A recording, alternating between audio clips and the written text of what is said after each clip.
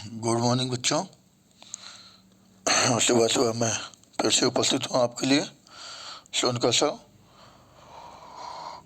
आज फिर से समाज विज्ञान कक्षा 10 में जो आपका चैप्टर है कृषि, उसका तीसरा पार्ट जो आज समाप्त हो जाएगा। तो देखते हैं निःशुल्क पाठशाला चैनल पर आप कृषि चैप्टर का पार्ट 3 शुरुआत करते हैं। आज हम देख रहे हैं ये कुछ कृषि है की जाती है जो मजदूर काम कर रहे हैं इन फलों में, खेतों जैसे अखरोट, सेब और अनार जैसे चीज़ों की खेती की जा रही है। क्या कह रहा है देख लो, ये हरा वाला अखरोट है, फिर ये बीच में जहाँ मजदूर लगे हैं ये सेब हैं, और ये लास्ट में जो दिख रहा है ये अनार है। ठीक है, तो देखते हैं हम लोग आज का कुछ और चीज़ें जो क्या कह रहा है। भारत का मटर, फूल गोभी, प्याज, बंद गोभी, टमाटर, बैगन और आलू उत्पादन में प्रमुख स्थान है। मतलब विश्व में जो है उत्पादन में जो मटर होता है, फूल गोभी होती है, प्याज, बंद गोभी, टमाटर, बैगन, आलू, इन सबके उत्पादन में भारत का विश्व क्या है, विश्व में या भारत में सॉरी विश्व में भारत का प्रमुख स्थान है। बहुत ज़्यादा फसलों का उत्पादन करता है ये। ठीक है, देख लें जो इधर दिख रहा है, कह रहा है जो मालबरी पेड़ की हरी पत्तियों पर फलता है। रेशम उत्पादन के लिए रेशम के कीड़ों का पालन रेशम उत्पादन कहलाता है। मतलब कह रहा है मालबरी पेड़ की हरी पत्तियों पर पलता है कौन। अच्छा, एक सेकंड एक सेकंड। अच्छा, यहाँ से देखते हैं, वहाँ नहीं, यहाँ से शुरुआत करते हैं हम।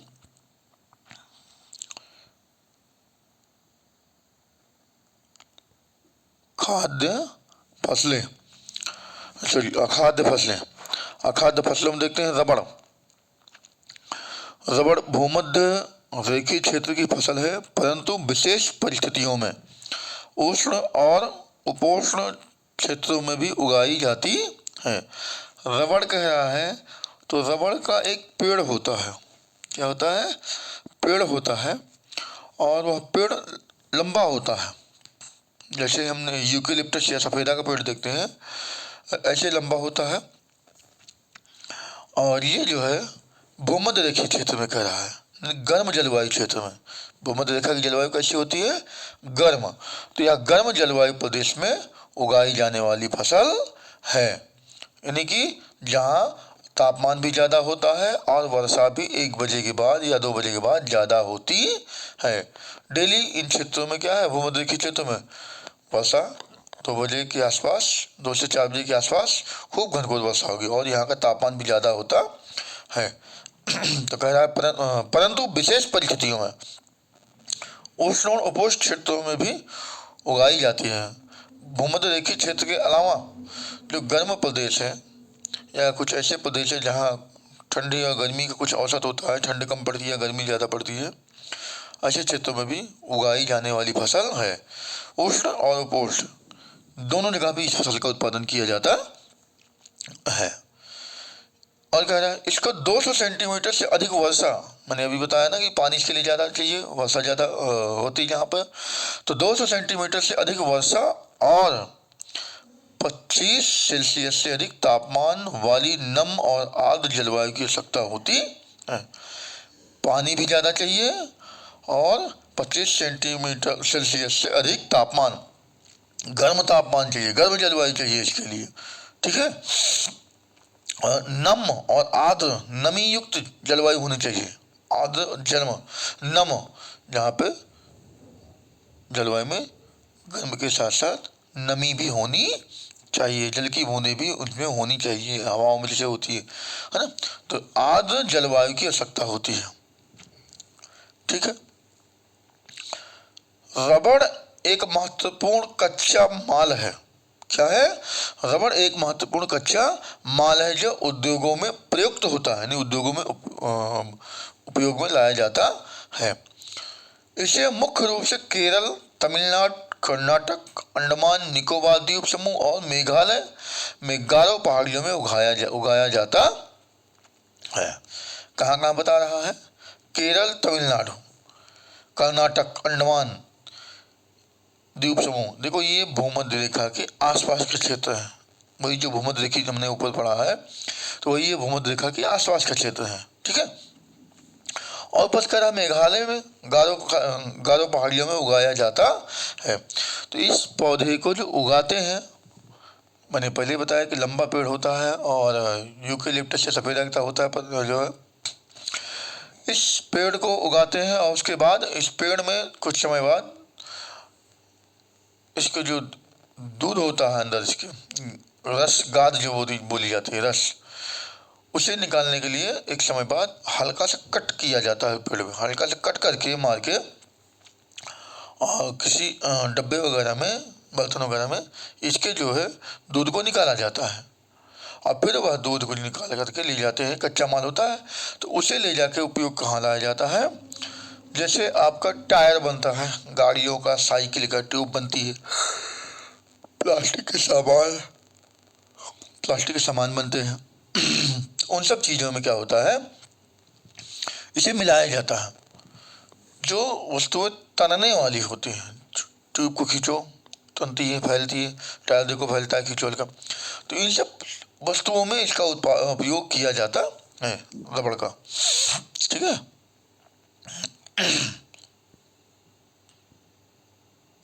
अब आता है आपका, अब हम लोग पढ़ते हैं रेशेदार फसलें। कौन सी? रेशेदार फसलें। कपास, जूट, सन और प्राकृतिक रेशम भारत में उगाई जाने वाली 4 मुख्य रेशेदार फसलें हैं। रेशेदार फसल में कह रहा है कौन कौन सी बता रहा है? कपास, कपास मतलब रुई, देखा ना आपने। जूट, टाट पट्टियाँ जिसकी बनती हैं, बोरियाँ बनती हैं, सुतली बनती हैं, है ना। जूट, रस्सियाँ बनती हैं, टाट पट्टी बनती है, जूट बनती है, बोरी बनती है, चीनी के देखो बोरे बनते हैं, है ना। आलू की जो बोरी आ रही है वो देख लो। तो ये क्या हो गया? जूट। सन खेतों में उगाई जाती है, इससे भी सुतली वगैरह बनाई जाती है। सन। और प्राकृतिक रेशम भारत में उगाई जाने वाली मुख्य रेशेदार फसलें हैं। ये सब इनका भारत में उत्पादन किया जाता है। इनमें से पहले 3 मिट्टी में फसल उगाने से प्राप्त होते हैं। कौन सा? कपास, जूट, सन। क्या कर रहा है? इनको तीनों में मिट्टी में उगाने से प्राप्त होती है। इनको मिट्टी में बोया जाता है, इनके बीज को बोया जाता है, लगाया जाता, जो बोया वगैरह जाता है, तब जाकर के ये क्या है, पौधे निकलते हैं, फिर उत्पादन इनका पौधे होते हैं, पेड़ बनते हैं, जिनमें से इनका उत्पादन किया जाता है। आगे कह रहा है चौथा रेशम कीड़े के कोकून से प्राप्त होता है। जो प्राकृतिक रेशम वाला चौथा शब्द है इसमें, इसको एक कीड़े होते हैं, रेशमी कीड़े होते हैं, जिनसे उन कीड़े को कोकून से प्राप्त होता है। कौन सा? रेशम। तो देखते हैं इसमें आगे हम, ये आता है कोकून, जो मालबरी पेड़ की हरी पत्तियों पर पलता है। रेशमी कीड़े जो मालबरी पेड़ पर जो पाले जाते हैं, उनकी पत्तियों पर रहते हैं। ये रेशम उत्पादन के, रेशम के कीड़ों का पालन रेशम उत्पादन कहलाता है। जो रेशम प्राप्त करने के लिए हम रेशम के कीड़ों को जो पालते हैं, उन्हीं से प्राप्त होता है रेशम, तो उसी के लिए कहते हैं रेशम उत्पादन कहलाता है। चलो देख लेते हैं, ये बैगन, टमाटर और फूल गोभी कुछ दिख रही है, हरी सब्जियां जो हमारे यहाँ उत्पादन की जाती हैं। ठीक है। ये मटर भी है इसी में। तो अब तो ठंडा आ गई बच्चों, मटर वाला खाने में तो अच्छा लगेगा ना। आगे कपास, क्या देखते हैं? कपास। भारत को कपास के पौधे का मूल स्थान माना जाता है। भारत को कपास के पौधे का मूल स्थान माना जाता है। ऐसा माना जाता है कि कपास की जन्मस्थली कहाँ है? भारत है। यानी सर्वप्रथम कपास का उत्पादन कहाँ किया गया था? तो भारत में ही कपास का सबसे पहले उत्पादन किया गया था, इसलिए इसकी जन्मस्थली क्या मानी जाती है? भारत। वही कह रहा है कि कपास के पौधे का मूल स्थान भारत है। सूती कपड़ा उद्योग में कपास एक मुख्य कच्चा माल है। सूती कपड़ा जो हम पहनते हैं गर्मियों में, हमें राहत मिलती है जिन कपड़ों से, ठंडा लगता है, जिसमें गर्मी नहीं लगती है। हम दुकान पे जाते हैं, मांगते हैं ना, भैया सूती कपड़ा दे दो हमें, तो वो कपास उसमें उपयोग किया जाता है सूती कपड़ा बनाने में।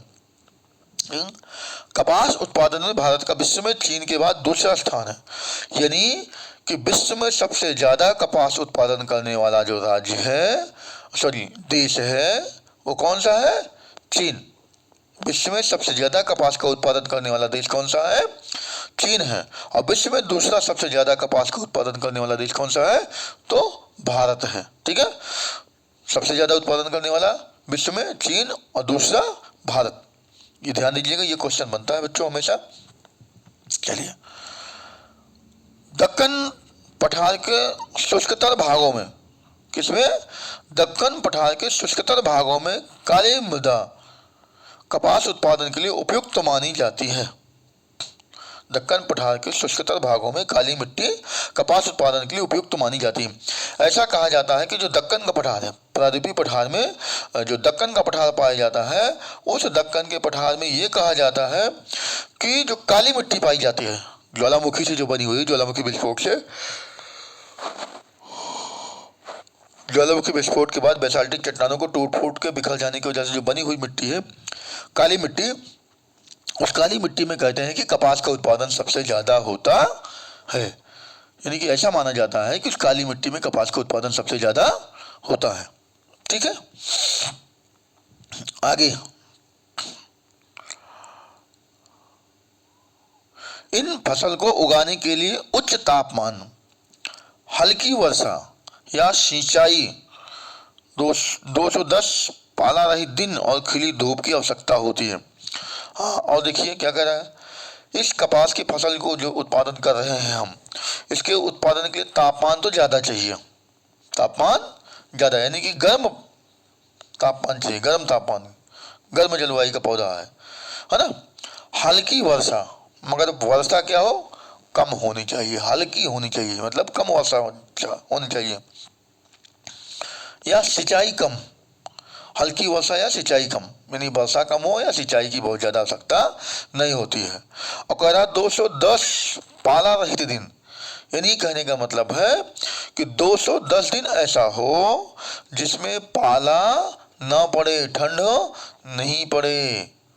मतलब जो पाला आजकल ठंडियों, देखो अब नवंबर चल रहा है और दिसंबर लास्ट या जनवरी में बहुत ज्यादा ठंड पड़ेगी, पाला पड़ेगा, ये ठंड पड़ रही, ओले पड़ने शुरू हो जाते हैं ना, बर्फ के टुकड़े जो गिरते हैं, और खूब ठंड पड़ती है, कहती रही बड़ी तेज ठंड पड़ रही, पाला पड़ रहा है, हाथ पूरे ठंडे होने लगते हैं, हाथ कान पाँव सब। तो वही कह रहा है ओले, मतलब कि पाला रहित, यानी कि पाला नहीं पड़ना चाहिए। तो लगभग 7-21, यानी कि 7 महीने इस फसल के उत्पादन को लगता है, किसके? कपास को। और कह रहा खिली धूप की आवश्यकता होती है, यानी कि धूप निकली हो, तो भैया धूप निकली हो, ज्यादा तापमान हो, तो इसका मतलब गर्म जलवायु होनी चाहिए इसके लिए, है ना। तो इस फसल का उत्पादन होता है, इसे खिली धूप की आवश्यकता होती है। ठीक है, यह खरीफ की फसल है। किसकी फसल है? खरीफ की। तो खरीफ की फसल का उत्पादन कब होता है बच्चों? तो खरीफ की फसल का उत्पादन जो होता है, ये बोई जाती है या लगाई जाती है फसलें जो है, तो खरीफ की फसलों का जो है जून जुलाई में बोई जाती है। खरीफ की फसलें कब बोई जाती हैं? जून जुलाई में। और काटी कब जाती है? अक्टूबर नवंबर में फसलों को काट लिया जाता है। तो कह रहा है ये खरीफ की फसल है। ठीक है ना, पूछा भी जाता है क्वेश्चन 1 नंबर में कि कपास की फसल का उत्पादन कपास का उत्पादन किस फसल में किया जाता है, या निम्न में से खरीफ की फसल कौन सी है। और उसमें आपका 3 रबी की फसल दे देगा, या 2 रबी की फसल, 1 जायद की फसल, और चौथा ऑप्शन आपका ये दे देगा कपास को। ठीक है ना। और मतलब रबी की फसल और जायद की फसल, मतलब उनमें से जैसे गेहूँ दे दिया, चना दे दिया, और उधर उसने दे दिया खीरा, ककड़ी या तरबूज दे दिया, अपनी चौथा ऑप्शन दे दिया क्या, ये आपका कपास। तो और देखिए कह रहा है खरीफ की फसल है, और इसे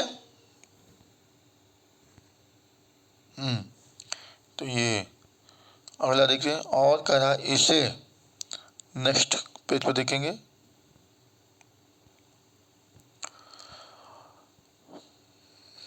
तो इसे पक्का तैयार होने में 6 से 8 महीने लगते हैं। मैंने 6 से 8, वही 210 दिन 15 दिन कह रहा है, तो ना, तो कहने का मतलब 6 से 8 महीने लगते हैं इस फसल को बोने में, उगने में, बड़ा होने में, फल पकने में, जो भी तैयार होने फसल में समय लगता है कितना, 6 से 8 महीने का समय लगता है।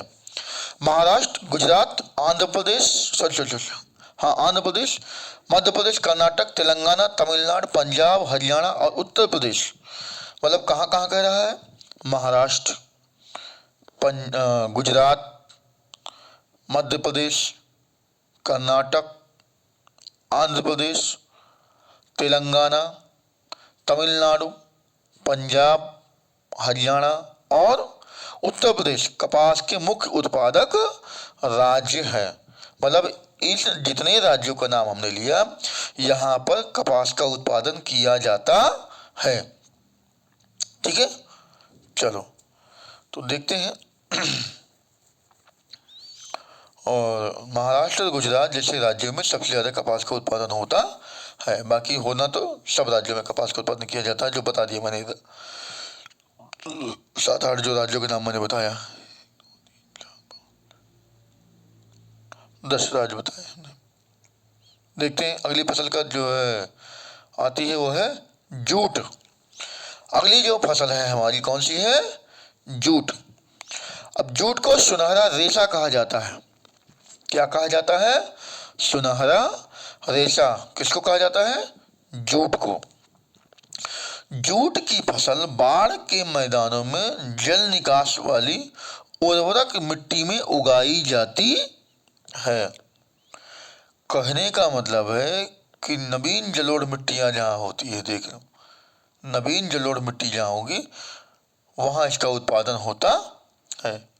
मतलब जूट की फसल बाढ़ के मैदानों में, तो हर साल जहाँ पानी पहुँच जाता है, बाढ़ आती है, वहाँ हर साल पानी में बहकर, नदियों के पानी में बहकर आपका मिट्टियाँ, मलबे आते हैं, बहकर जमा होते हैं बार बार, तो वहाँ हर साल नई मिट्टी आके जमा हो जाती है, तो नवीन मिट्टी कहलाती है। और जलोढ़ का मतलब जल के द्वारा ढोकर लाई गई मिट्टी को जलोढ़ मिट्टी कहते हैं। तो नवीन जलोढ़ मिट्टी में इसका उत्पादन अच्छा होता है, क्योंकि जहाँ नवीन जलोढ़ मिट्टी होगी, बहकर नई नई मिट्टी हर साल जमा होती है, वो उसमें उत्पादन क्षमता ज़्यादा होती है। ठीक है, और कह रहा है बाढ़ का मैदान तो हो, लेकिन पानी की निकासी की व्यवस्था हो, पानी निकल जाता हो। ठीक है ना, हमेशा भरा ना रहे, आई बाढ़ और उसके बाद पानी फिर वापस निकल के चला गया। उर्वरक मिट्टी में यानी कि उपजाऊ मिट्टी में उगाई जाती है, जहां हर वर्ष बाढ़ से आई नई मिट्टी जमा होती रहती है। मैंने पहले ही बताया कि नवीन जलोढ़ मिट्टी नहीं, हर वर्ष बाढ़ में आकर नई जमा हुई मिट्टी। तो हर वर्ष बाढ़ जब आती, जैसे आपने देखा होगा कि गंगा हो, यमुना हो, घाघरा हो, कोई भी नदी आपके यहाँ हो, बड़ी नदियाँ, और देखो कि जब उसमें बाढ़ आती है हर साल, तो बाढ़ आने के बाद क्या होता है कि आप देखते होंगे बाढ़ आती है, और बाढ़ आने के बाद हर साल क्या होता है कि पानी दूर तक फैल जाता है, पानी दूर तक फैल जाता है। और जब पानी दूर तक फैल जाता है, तो जो मिट्टियाँ वगैरह कहीं दूसरी जगह से कटाव करके नदियाँ बह रही हैं, तो लेके आ रही, तो जहाँ तक पानी फैल रहा है वो वहाँ तक पानी भरा है कुछ दिनों तक, 2 दिन, 4 दिन, 10 दिन, 1 हफ्ते तक जो भी भरा है। तो जब तक बाढ़ है तब तक वो पानी वहाँ तक फैला हुआ है, तो उसके साथ आई हुई मिट्टी जो बह कर आ रही है वो धीरे धीरे नीचे बैठना शुरू हो जाती है। तो उन क्षेत्रों में नीचे वो मिट्टी बैठ जाती है, और फिर पानी धीरे धीरे जब कम होने लगता है, तो पानी धीरे धीरे कम हो जाता है, लेकिन वह मिट्टी वहीं पर जमा हो जाती है। तो वही नई मिट्टी हर साल आके जमा हो गई। तो उसी को कह रहा है कि जहाँ बाढ़ आने से नई मिट्टी जमा हो जाती होती रहती है उन क्षेत्रों में। हर साल बाढ़ आएगा, हर साल मिट्टी जमा होगी, हर साल बाढ़ आएगा, हर साल मिट्टी जमा होगी, वहाँ पर प्रक्रिया ही चलती रहती है। इसके बढ़ने के समय उच्च तापमान की आवश्यकता होती है। कह रहा है इस फसल को जब बढ़ने लगे, जब हमने बो दिया उसके बाद जब बढ़ने लगे, फसल पौधा बढ़ने लगे, तो उस समय क्या करा, उच्च तापमान मतलब ज़्यादा तापमान, गर्म तापमान की आवश्यकता होती है। ठीक है, उच्च मतलब गर्म तापमान की आवश्यकता होती है ना। पश्चिम बंगाल, बिहार, असम और उड़ीसा तथा मेघालय जूट के मुख्य उत्पादक राज्य हैं। कहने का मतलब जूट कहाँ कहाँ उत्पादन किया जा रहा है? पश्चिम बंगाल, बिहार, असम और उड़ीसा, ये चारों राज्य लगभग लगभग आपस में पश्चिम बंगाल से लगे हुए हैं। लगभग पश्चिम बंगाल से बिहार भी लगा है, असम भी लगा है और उड़ीसा भी लगा है, और उधर मेघालय असम लगा हुआ, जहाँ पे जूट का उत्पादन किया जाता है। और सबसे ज़्यादा अगर जूट उत्पादन की बात की जाए तो पश्चिम बंगाल में जूट का उत्पादन होता है गंगा नदी के डेल्टाई क्षेत्रों में या गंगा नदी के किनारे, जहाँ पर हर साल नई मिट्टियों का जमाव होता रहता है। आगे देखते हैं क्या कह रहा है। इसका प्रयोग बोरियां, चटाई, रस्सी, तंतु व धागे, गलीचे और दूसरी दस्तकारी की वस्तुएं बनाने में किया जाता है। यानी कि जूट का मैंने पहले बताया था कि जो जूट का उत्पादन होता है उससे बोरी वगैरह बनाई जाती है। जैसे देखो चीनी का बोरा आता है, आलू भरे जाते हैं बोरियों में, है ना। ये और चटाई, जो घरों में चटाई यूज करने के लिए लाते हैं कुछ, या स्कूलों में देखो टाट पट्टियाँ पतली वाली बनाई लोग रखते हैं, तो वो बनाई जाती है। और रस्सी, जैसे हम लोग देखें, हम लोग घर वर बनवाने लगते हैं, जब घर बनता है तो एक जब दीवार उठाई जाती है, दीवार थोड़ी दूर ऊंची उठ जाती है, तो जहाँ तक मिस्त्री नहीं पहुँचते बनाने के लिए, फिर उसके ऊपर क्या कुछ बल्लियाँ वगैरह लगा के उस पर पटरे वगैरह रख के बांधते हैं, ताकि ऊंचाई पर आप चढ़ के उसके ऊपर बना सके। तो जो बांधते हैं जो रस्सी, देखो एक आती है कत्थई कलर की, तो उससे ले आने जाते हैं दुकान से, तो वही हो कत्थई कलर की, वो भी जूट की रस्सी होती है। ठीक है ना, जूट की रस्सी। फिर देखते हैं मतलब धागे वगैरह, और जो गलीचों में बनाए जाते हैं कालीन वगैरह, उन सब चीज़ों में देखो इसका उपयोग किया जाता है। आगे अब आता है आपका, देखते हैं प्रौद्योगिकी और संस्थागत सुधार। इसमें क्या कह रहा है अब देखते हैं। हेडिंग है प्रौद्योगिकी और संस्थागत सुधार। चलिए इसमें देखते हैं। जैसा कि पहले बताया गया है कि भारत में कृषि हजारों वर्षों से की जा रही है। क्या कह रहा है कि जैसे पहले बताया जाता है कृषि हजारों वर्षों से की जा रही है, बहुत पहले से कृषि की जा रही है, खेती की जा रही है। तो भैया सदा सदा से कृषि की जा रही है और आगे भी कृषि यानी खेती की जाती रहेगी। पूर्वज जिनका सर्वप्रथम पृथ्वी में जन्म हुआ, कहीं ना कहीं वो भी कृषि करना शुरू किए, भोजन की व्यवस्था वहीं से हुई, अनाजों को उत्पादन किया, और आज भी वहीं से अनाज उत्पादन किया जा रहा है, खेती की जा रही है। तो ये हमेशा चलता रहेगा। तो कह रहा है हजारों वर्षों से कृषि की जा रही है, कहाँ, भारत में। परंतु प्रौद्योगिकी और संस्थागत परिवर्तन के अभाव में लगातार भूमि संसाधन के प्रयोग से कृषि का विकास अवरुद्ध हो जाता है। क्या कह रहा है, लेकिन, परंतु मतलब लेकिन प्रौद्योगिकी और संस्थागत परिवर्तन आए, लगातार परिवर्तन जो हो रहे हैं, है ना, वैज्ञानिक उद्योगों में, हाँ, तकनीकों में, है ना, तो भूमि संसाधन के प्रयोग में कृषि का विकास अवरुद्ध हो गया, यानी कृषि का विकास रुक गया है। भूमि को हम लगातार प्रयोग कर रहे हैं, लगातार उस पर खेती करते चले जा रहे हैं, लगातार थोड़ी बहुत सांस लेने का मौका नहीं दे रहे हैं हम भूमि को, कि भूमि को भी थोड़ा सा सांस लेने का मौका दे। बस एक फसल काटे, दूसरी फसल तुरंत बो दी, दूसरी काटे, तीसरी फसल का उत्पादन फिर कर दिए। चलिए, इसकी गति मंद हो जाती है। सिंचाई के साधनों का विकास होने के उपरांत भी देश के एक बहुत बड़े भाग में अभी भी किसान खेती बाड़ी के लिए मानसून और भूमि की प्राकृतिक उर्वरता पर निर्भर है। कहने का मतलब यह है, एक तरफ तो कृषि की गति अवरुद्ध हो जाती है, मंद हो जाती है, यानी कि उसका उत्पादन कम हो जाता है, धीरे धीरे कह रहा है। आगे कह रहा है, सिंचाई की बात कर रहा है, तो सिंचाई के साधन का विकास जहाँ हुआ है वहाँ तो ठीक है, और जहाँ नहीं हो पाया है, जहाँ सिंचाई की व्यवस्था अभी भी नहीं हो पाई है, वहाँ पे कह रहा है कि किसान जो खेती कर रहे हैं उन किसानों को अभी भी मानसून पर निर्भर रहना पड़ रहा है। किस पर? मानसून। मानसून आएगा, बारिश आएगी, तब खेती करेंगे। तो भूमि की उर्वरता पर निर्भर करता है, जैसे मानसून आएगा वैसे ही खेती करेंगे। अगर मानसून नहीं आता है तो वहाँ पे खेती नहीं हो पाती है। चलो, बाकी तो सिंचाई की व्यवस्थाएं हर जगह कर दी गई है, फिर भी कुछ क्षेत्र बच गए। बढ़ती हुई जनसंख्या के लिए यह एक महत्वपूर्ण चुनौती है, जो लगातार हमारे देश में जनसंख्या बढ़ रही है। 2011 की जनगणना के अनुसार 1 अरब 21 करोड़ थे, और आज हम अगर जनगणना 2021 की हो, हमारी आंकड़े आए तो लगभग, आंकड़े तो फिलहाल भी नहीं आए हैं, लेकिन लगभग 1 अरब 40 करोड़ के आसपास जनसंख्या पहुंच गई।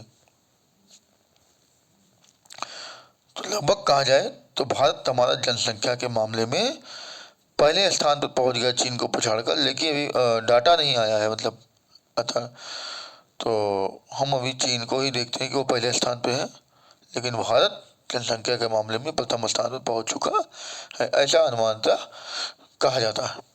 ठीक है, 60% से भी अधिक लोगों को आजीविका प्रदान करने वाली है, मतलब कह रहा है भारत में आधे से अधिक लोग, आधे से अधिक यानी 60%, 100 में 60% ऐसे लोग हैं जिनके आजीविका का साधन कौन सा है? कृषि है। आजीविका का साधन कृषि में खेती बाड़ी करके अपने जीवन यापन चला रहे हैं। कह रहा है क्या? कृषि है। तो आगे देखते हैं।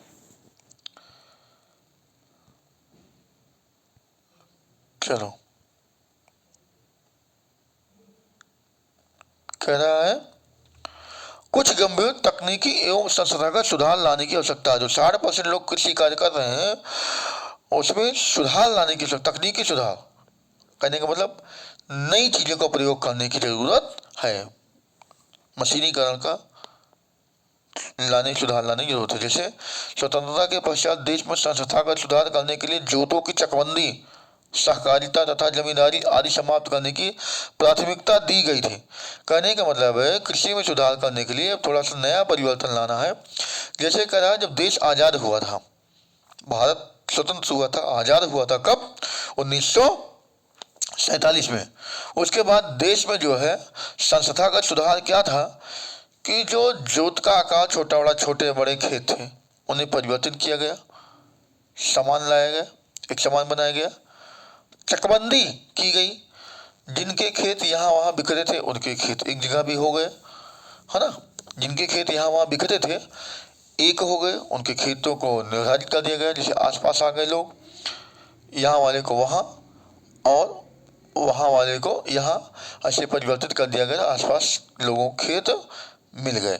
और कह रहा है कि इसी में जो है जमींदारी जो व्यवस्था थी, जमींदार जो होते थे जिनके पास, कहते थे अरे भैया ये तो जमींदार साहब है, जमींदार साहब। अभी भी देखो बहुत लोगों को जमींदार कहते हैं कि वो जमींदार साहब है, तो मतलब उनके पास खेती ज़्यादा थी, भूमि ज़्यादा थी, भूमि का टुकड़ा उनके पास ज़्यादा था। कोई 50 बीघा, 60 बीघा, 70 बीघा, 100 बीघा, 150 बीघा, 200 बीघा, जैसे इनके जिसके पास 100 200 बीघा जिसके पास खेत होता था, और उस पर मजदूर खेती करते थे। कोई उधार लेकर खेती करता था, मतलब बटैया पर, अधिया पर आधे पर कि खेती करते थे तो आधा जो है आप ले लेंगे, आधा हम ले लेंगे अनाज, है ना।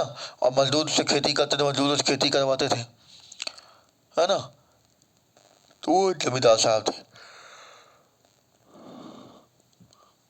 कर्ज पर लोगों को पैसा देते थे जमींदार साहब, भूमि रख लेते थे किसी को कर्ज पर कि हाँ तुम्हारी जमीन हम रख ले रहे हैं कर्जों और पैसा दे रहे हैं, जब तुम पैसा दोगे तो तुम्हारी जमीन हम छोड़ दी जाएगी। और पैसा नहीं दे पाता था तो जमींदार साहब जमीन पर कब्जा कर लेते थे। ऐसा फिल्मों में दिखाया जाता है, आपने देखा होगा, ठीक है। फिल्मों में ऐसा दिखाया जाता है, आपने देखा है। चलो, कह रहा है जिम्मेदारी वगैरह व्यवस्था जो थी सब समाप्त कर दिया गया, यानी कहा गया समाप्त करके लोगों में भूमियों को बंटवारा कर दिया जाए ताकि लोग खेती कर सकें और अपने जीवन यापन चला सकें, और इससे देश को उनकी आर्थिक स्थिति में सुधार होगा। और उसके साथ साथ हम ज़्यादा से ज़्यादा जब फसल का उत्पादन होगा लोगों को खाने को अनाज मिलेगा, और भूखमरी भी जो अनाज की कमी है वो भी नहीं आएगी। और उससे फसल ज़्यादा उत्पादन होगा तो उन फसलों को बाहर भी हम बेचेंगे खरीद कर जनता से, तो हमारे देश की आर्थिक स्थिति में भी सुधार होगा, ठीक है। तो ये व्यवस्थाएं की गई थी। और क्या करा, प्रथम पंचवर्षीय योजना में भूमि सुधार मुख्य लक्ष्य था। पहली पंचवर्षीय योजना में कह रहा था भूमि को सुधार की आवश्यकता थी, उस पर ज्यादा जोर दिया गया। तो इसके साथ साथ बच्चा सबसे ज्यादा जोर जो है कृषि पर दिया गया था और भूमि सुधार पर दिया गया था। जोर पहली पंचवर्षीय योजना जो 51-52 में शुरू हुई थी, 1951-52 में पहली पंचवर्षीय योजना, ठीक है। चलो, भूमि पर पुश्तैनी अधिकार के कारण यह टुकड़ों में बंटती जा रही थी, जिसकी चकबंदी करना अनिवार्य था। करा भूमि पर पुश्तैनी जमीन पर पुश्तैनी अधिकार, जिनका अधिकार पहले था, जैसे किसी के बाबा थे, मतलब किसी के बाबा के बाबा, फिर उनके बाबा, फिर उनके पापा, फिर उनके बच्चों का अधिकार, मतलब वह जमीन का जो हिस्सा है वो उन्हीं का रहेगा, किसी का नहीं। अब वो परिवार में छोटे छोटे टुकड़ों में यहाँ वहाँ क्या है बढ़ता जा रहा था, तो उसे कह रहा चकबंदी करना अनिवार्य हो गया था, है ना। निश्चित करना जरूरी था और इकट्ठा करना जरूरी हो गया था, ठीक है। भूमि सुधार के कानून तो बने परंतु इनके लागू करने में ढील की गई। कह रहा है भूमि को सुधार करने का जो कानून था वो तो बना दिया गया, लेकिन लागू करने में हीला हवाई की जा रही थी, ढील दी गई थी, मतलब उसको छोड़ दिया, चलो लागू किया जाएगा, आज नहीं कल, कल नहीं परसों, है ना। ऐसे 1960 और 1970 के दशकों में भारत सरकार ने कई प्रकार के कृषि सुधारों की शुरुआत की। 1960 और 70 के दशक में भारत सरकार ने क्या कहा, कई प्रकार के कृषि सुधारों की शुरुआत की। 1950 से 60 या 60 से 70 के दशक, जो 60 से 70 के बीच का जो दशक था या 70 से 80 के बीच का जो समय था, उन सब चीज़ों में क्या किया, 60 का दशक यानी 10 सालों का वो जो वर्ष होता है दशक कहा जाता है, तो उसमें क्या कि सुधार करने की बहुत प्रयास किया गया, शुरुआत की गई। पैकेज टेक्नोलॉजी पर आधारित हरित क्रांति तथा श्वेत क्रांति, ऑपरेशन फ्लड जैसे कृषि सुधार के लिए कुछ रणनीतियां आरंभ की गई थी। जैसे टेक्नोलॉजी पर आधारित हरित क्रांति, जैसे उसमें उत्पादन करने का मतलब ये कह रहा है हरित क्रांति आ गई। 1960 के दशक में शुरुआत की गई थी, जो 1966-67 में सर्वप्रथम हरित क्रांति की शुरुआत भारत में की गई थी। कब की गई थी, 1960 के दशक में, नहीं 1966-67 में भारत में सर्वप्रथम कृषि हरित क्रांति की शुरुआत की गई थी। किस लिए, खाद्यान्न फसलों के बढ़ोतरी के उत्पादन में बढ़ोतरी के लिए, कि इसके सहायता से हम नए नए बीज, अच्छी खाद, अच्छी जुताई, बुआई, सिंचाई, हर चीज़ का नया तरीका होगा। आपका कीटनाशक दवाइयाँ और नए नए बीज हर प्रकार से उपयोग किए जाएंगे हर बार, तो कृषि में उत्पादन में बढ़ोतरी होगी फसलों में। जैसे देखते हैं पुराने गेहूं को हर साल वो 2-4 साल बो दें तो उसका उत्पादन कम हो जाता है। पुराने धान को हम अगर उगाएं तो एक साल तो दूसरे साल उसका उत्पादन कम हो जाता है, तीसरे साल फिर बोए तो उसका उत्पादन कम होता है। तो इसलिए लोग हर साल गेहूं और धान के बीज को देखो दुकानों पर जाते हो, कहते भैया कोई नया बीज दो अच्छा आया हो, तो हर साल दुकान से ला कर नए बीज को बोया जाता है, उत्पादन होता है। वैसे ही तो ट्रैक्टर से जुताई करना, है ना, और बढ़िया खाद का, नई अच्छी बीज का, कीटनाशक दवाइयों का, ये सब प्रयोग करना। तो हरित क्रांति, जिसमें से धान, गेहूं, जौ, 3 ऐसी फसल थी जिसमें हरित क्रांति का प्रभाव पड़ा ज़्यादा, ठीक है ना। उसमें भी गेहूं पर इसका प्रभाव ज़्यादा पड़ा, ठीक है। चलो देखते हैं। उसके बाद कहता है श्वेत क्रांति। कौन थी? श्वेत क्रांति। ऑपरेशन ब्लड, दुग्ध उत्पादन। श्वेत मतलब सफेद, तो दूध सफेद होता है, ध्यान दीजिएगा। श्वेत मतलब सफेद और सफेद मतलब दूध सफेद होता है। तो दूध उत्पादन में भी बढ़ोतरी के लिए इन्होंने प्रयास किया। वही कह रहा है जैसे कृषि सुधार के लिए कुछ रणनीतियां आरंभ की गई, कुछ रणनीति बनाई गई, कुछ विचार बनाए गए कि कैसे कार्य किया जाए कृषि में बढ़ोतरी के लिए। फिर कह रहा है परंतु इसके कारण विकास कुछ क्षेत्रों तक ही सीमित रह गया। कह रहा है इन सब प्रयास करने के बावजूद भी विकास कुछ ही राज्यों में या कुछ ही क्षेत्रों में हो सका, पूरे देश में या पूरे राज्य में नहीं इसका प्रभाव नहीं पड़ा, ठीक है, इसका विकास नहीं हुआ। इसलिए 1980 तथा 1990 के दशकों में व्यापक भूमि विकास कार्यक्रम शुरू किया गया। कह रहा है जब कोई उसका लाभ ज्यादा राज्यों में नहीं दिखाई दिया, प्रभाव नहीं पड़ा या विकास नहीं हुआ, तो फिर 1980 और 1990 के दशक में, इन 10 सालों में इनके व्यापक बड़े पैमाने पर भूमि के विकास कार्यक्रम, भूमि को विकास करने का जो कार्यक्रम चलाया गया था, उसकी शुरुआत की गई। संस्थागत और तकनीकी सुधारों पर आधारित था। किस पर? संस्थागत और भूमि सुधार कार्यक्रमों पर आधारित था, ये तकनीकी सुधारों पर आधारित था। आगे कह रहा है इस दिशा में उठाए गए कुछ महत्वपूर्ण कदमों में सूखा, बाढ़, चक्रवात, आग तथा बीमारी के लिए फसल बीमा के प्रावधान और किसानों को कम दर पर ऋण सुविधाएं प्रदान करने के लिए ग्रामीण बैंकों, सहकारी समितियों और बैंकों के स्थापना सम्मिलित है। मतलब क्या क्या कदम उठाए गए कृषि में सुधार के लिए, है ना। तो कह रहा है कि कुछ ऐसे दिशा में कदम उठाए गए जहां पर सूखा आता था, बारिश ना हो, सिंचाई की व्यवस्था कम हो, तो वहां पर सूखा पड़ जाए, फसल का उत्पादन ना हो, फसल सूख कर नष्ट हो जाए। या बाढ़, जहाँ पे बाढ़ हर साल आ जाती हो, फसल लंबे समय तक डूब जाती हो पानी में और नष्ट हो जाती हो, तो बाढ़ से बचाया जाने का प्रयास किया गया।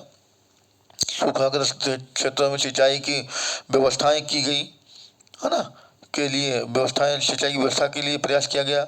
बाढ़ से बचाने का प्रयास किया गया।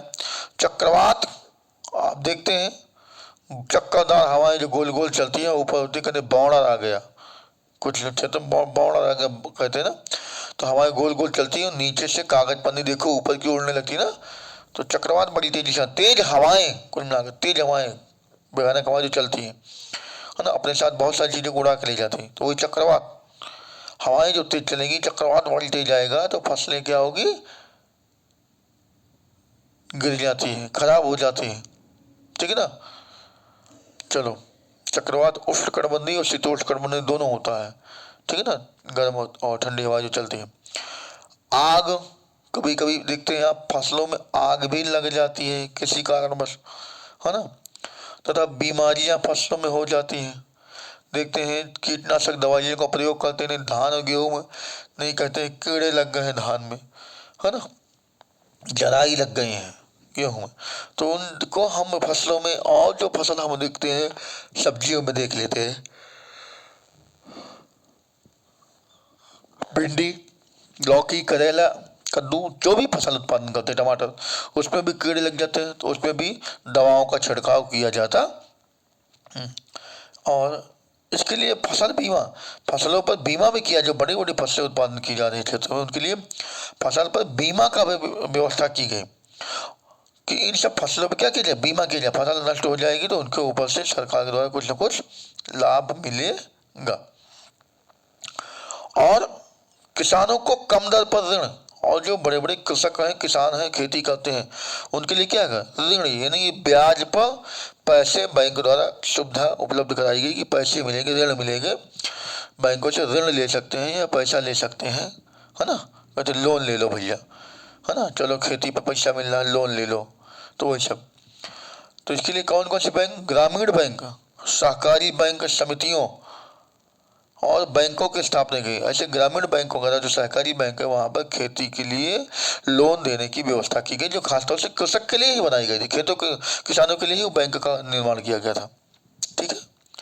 अब कहते हैं किसानों के लाभ के लिए भारत सरकार ने किसान क्रेडिट कार्ड और व्यक्तिगत दुर्घटना बीमा योजना, किसानों के लाभ के लिए नहीं फायदे के लिए भारत सरकार ने क्या किया, किसान क्रेडिट कार्ड जारी किया और व्यक्तिगत दुर्घटना बीमा भी उन्होंने जारी कर दिया उसके लिए कि किसान का दुर्घटना बीमा भी होना चाहिए, कोई दुर्घटना हो जाए तो उसके परिवार को कुछ पैसे वगैरह मिल जाए, है ना, और खेती में कुछ हो जाए तो उसको उसके लाभ हो अगर उसने ले रखी है लोन वगैरह। और क्रेडिट कार्ड वगैरह भी किसान को मिलता है, कुछ छूट वगैरह उस पर भी मिल जाती है। ठीक है। आप देख रहे हैं बच्चों, ये देखो सब तकनीकी, कृषि में तकनीकों का प्रयोग किया गया है। हरित क्रांति के तहत जो बात की थी, ये देखो ये मशीन है ना, तो ये क्या है, कृषि में प्रयोग होने वाले नवीन तकनीकी के उपकरण है ना, इसके माध्यम से भी खेती की जा रही है। जैसे आलू वगैरह की बुआई की जाती है ना, तो ये सब देखिए कि आलू वगैरह बुआई की जाती है, बना हुआ ना इसमें से, तो ऐसी मशीनों का उपयोग किया जाता है।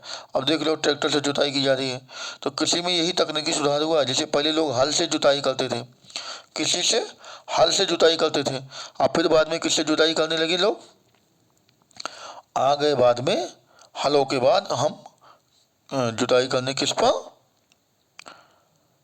आपका क्या कहते हैं, ट्रैक्टर वगैरह पर जुताई करने के लिए। ठीक है ना, तो आगे देखते हैं क्या कह रहा है, यहाँ कह रहा है क्या, दुर्घटना बीमा, दुर्घटना बीमा भी शुरू की गई, दुर्घटना बीमा भी शुरू किया गया था, PIS दे रहा है ना, तो ये कह रहा है दुर्घटना बीमा भी शुरू की गई। इसके अलावा आकाशवाणी और दूरदर्शन पर किसानों के लिए मौसम की जानकारी के बुलेटिन और कृषि कार्यक्रम प्रसारित किए जाते हैं। कह रहा है किसानों की जानकारी के लिए आकाशवाणी दूरदर्शन के टीवी पर रेडियो पर जो है एक कार्यक्रम चलाया जाता है, रेडियो पर या टीवी पर कार्यक्रम चलाया जाता है जिसमें किसानों को मौसम के बारे में जानकारी दी जाती है, फसलों के उत्पादन के बारे में जानकारी दी जाती है ना। तो कार्यक्रम चलाए जाते हैं कि कौन सी फसल का कब उत्पादन करें, उसमें कितने खाद, कितने बीज या कितने दवाइयों का क्या प्रयोग करें, कब कब जुताई गुड़ाई जो भी चीज़ें हैं सब बताई जाती है उसके बारे में किसानों को। किसानों को बिचौलियों और दलालों के शोषण से बचाने के लिए न्यूनतम सहायता मूल्य और कुछ महत्वपूर्ण फसलों के लाभदायक खरीद मूल्यों की सरकार घोषणा करती है। और सरकार ने घोषणा की है कि बिचौलियों से बचे, जो दलाल होते हैं बीच वाले, चलो तुम्हारी फसल बिचवा देंगे, इतने रुपए बिचवा देंगे, उतने रुपए बिचवा देंगे, तो क्या करते हैं, फसल अगर आपके 20 रुपए किलो धान बिक रहा है तो वो आपसे कहेंगे आपका धान 19 रुपए किलो हम बिचवा देंगे, और नहीं ऐसे लोग 18 में खरीदेंगे, 17 में खरीदेंगे, तो वो सोचता है हाँ चलो यार बिचवा दो भैया, मेरा कम से कम 1 रुपये किलो बढ़ जाएगा, बहुत 100 रुपये कुंटल, तो वो बिचवा दिया। और जो जिसके पास ले गया उससे 20 रुपये किलो बिचवाया, हो सकता है उसकी वास्तविक मूल्य क्या हो, 21 रुपये हो, बिचवाया कितने में, 20 रुपये में।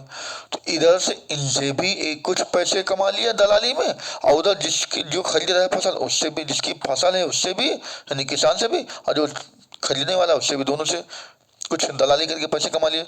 तो उनसे बचने के लिए सरकार ने कार्यक्रम चालू कर दिया, क्या कि न्यूनतम सहायता मूल्य रेट निर्धारित कर दिया, सरकार ने दर निर्धारित कर दिया, है ना, सरकार केंद्र बना दिया कि हाँ यहाँ फसल आपकी खरीदी जाएगी और इस रेट पर खरीदी जाएगी, पहले से उसने जानकारी दे दी, शो कर दिया। तो अब बिचौलिया दलाल उसमें नहीं आ सकते हैं। आगे देखते हैं,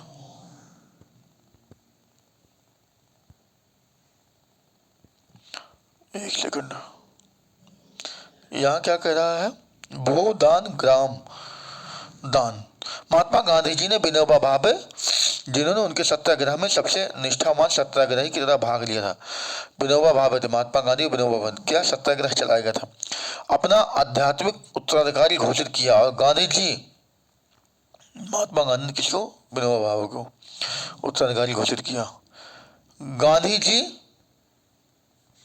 क्या कहते हैं, गांधी जी के ग्राम स्वराज अवधारणा में भी गहरी आस्था थी। गांधी जी की शहादत के बाद उनके संदेश को लोगों तक पहुंचाने के लिए विनोबा भावे ने लगभग पूरे देश की यात्रा की। एक बार जब वे आंध्र प्रदेश के एक गांव पोंचमपल्ली में बोल रहे थे तो कुछ भूमिहीन ग्रामीणों ने उनसे अपने आर्थिक भरण पोषण के लिए कुछ भूमि मांगी। कहते हैं मतलब गांव के विकास के लिए गांधी जी ने बहुत कुछ सोचा था और उन्हीं के कार्यक्रम को आगे बढ़ाया। तो जब ये भाषण दे रहे थे कहीं भी अपना खड़े होकर के पद यात्रा करते हुए कुछ बोल रहे थे, तो वहाँ के जो भूमिहीन, इनके पास जमीन नहीं थी, वो किसान क्या किए, उन्होंने इनसे जमीन मांगी। किससे? विनोबा भावे से, कि हम लोगों को कुछ जमीन दी जाए खेती करने के लिए। तो विनोबा भावे ने उनसे भरण पोषण के लिए, अच्छा, विनोबा भावे ने उनसे तुरंत कोई वायदा तो नहीं किया, परंतु उनको आश्वासन दिया कि यदि वे सहकारी खेती करें तो वे भारत सरकार से बात करके उनके लिए जमीन मुहैया करवाएंगे। उन्होंने कहा कि अगर आप सहकारी खेती करना चाहते हैं तो हम आपके लिए सरकार से बात करके भूमियां आपको दिलाएंगे। वादा नहीं किया, लेकिन कहा कि हम प्रयास करेंगे, दिलाएंगे। ठीक है ना। अचानक श्री रामचंद्र रेड्डी उठ खड़े हुए। उन्होंने कहा 80 भूमिहीन ग्रामीणों को 80 एकड़ भूमि बांटने की पेशकश की। कहने का मतलब 80 ऐसे किसान परिवार थे जिनके पास खेती नहीं थी, तो उन 80 किसान परिवारों को एक एक एकड़ जमीन उनको दिया जाना चाहिए, ऐसा उनका कहना था। नहीं कि 80 एकड़ भूमि 80 किसानों को दी जानी चाहिए। तो इसे भूदान के नाम से जाना जाता है। नहीं, भूमि दान कर दी गई। क्या कर दी गई? भूमि दान कर दी गई। बाद में विनोबा भावे ने यात्रा की और अपना यह विचार पूरे भारत में फैलाया। किसने यात्रा की? विनोबा भावे ने, और पूरे भारत में यह विचार फैलाया। कुछ जमींदारों ने, जो अनेक गांवों के मालिक थे, कहने मतलब विनोबा भावे ने यात्रा करते हुए अपने पूरे विचार भारत में फैलाए कि हाँ, ऐसी ऐसी खेती की जा सकती है। तो वही कह रहा है, कुछ जमींदारों ने, जो अनेक गांवों के मालिक थे, भूमिहीनों को पूरा गांव देने की पेशकश भी की। कई ऐसे जो जमींदार थे, वो भी जिनको गांव के मालिक थे, उन लोगों ने क्या कहा कि हाँ ठीक है, हम क्या करेंगे, तो एक गांव को जमीन दे देंगे। तो वही कह रहे ग्राम दान, पूरा गांव को ही दान कर दिया, जमीन दे दिया, तो उसी को कह दिया ग्राम दान। परंतु कुछ जमींदारों ने तो भूमि सीमा कानून से बचने के लिए अपनी भूमि का एक हिस्सा दान किया था। लेकिन कुछ ऐसे भी जमींदार थे जो सीमा कानून, जो भूमि पर कानून लगता था, सीमा कानून टैक्स वगैरह, उससे बचने के लिए उन्होंने भूमि का कुछ हिस्सा, जो है एक हिस्सा, दान किया। विनोबा भावे द्वारा शुरू किए गए इस भूदान ग्राम आंदोलन को रक्तहीन क्रांति के नाम से जाना जाता है। बिना खून बहाए, रक्तहीन मतलब बिना खून बहाए किसी बात को सहमति से मान लिया जाए तो वही होता है रक्तहीन क्रांति। ठीक है, चलो देखते हैं। तो आज हमने कृषि, जो सामाजिक विज्ञान के भूगोल विषय में कृषि चैप्टर था, तीसरा चैप्टर, उसको हमने खत्म कर दिया है। हाँ, नहीं, चौथा चैप्टर है, चौथा अध्याय जो कृषि था, उसको हमने खत्म कर दिया है। तो अब हम आगे देखेंगे आपका अगला चैप्टर। तो बच्चों, आज के लिए इतना ही। हाँ, इतना कहेंगे कि आप लोग इस वीडियो को देखिए और जैसा भी कमेंट जरूर कीजिए कि अच्छा लगा या नहीं समझ में आया, या नहीं समझ में आया। तो हमारे इस वीडियो पे कमेंट भी कीजिएगा, सब्सक्राइब भी कीजिए चैनल को, और लोगों से भी सब्सक्राइब करवाइए, और इस वीडियो को अन्य लोगों तक भेजिए ताकि वो लोग भी इस वीडियो का लाभ ले सकें, देख सकें, पढ़ सकें। ठीक है, तो अब ये चैप्टर खत्म हो गया है और बहुत जल्द इसका पेपर, क्वेश्चन पेपर, जो बहुविकल्पी प्रश्न बनते हैं, जितने भी इसमें जितने भी प्रश्न बनेंगे बहुविकल्पी के, उन सभी प्रश्नों को लेकर हम बहुत जल्द आएंगे आपके पास। तो लिखने वाला भी क्वेश्चन हम आपको बताएंगे, PDF बना के भेजेंगे, लेकिन पहले बहुविकल्पी का जो 20 क्वेश्चन आपका जाना नहीं चाहिए आपसे। ठीक है, तो आज के लिए बस इतना ही, फिर मिलेंगे कल। बहुत बहुत धन्यवाद।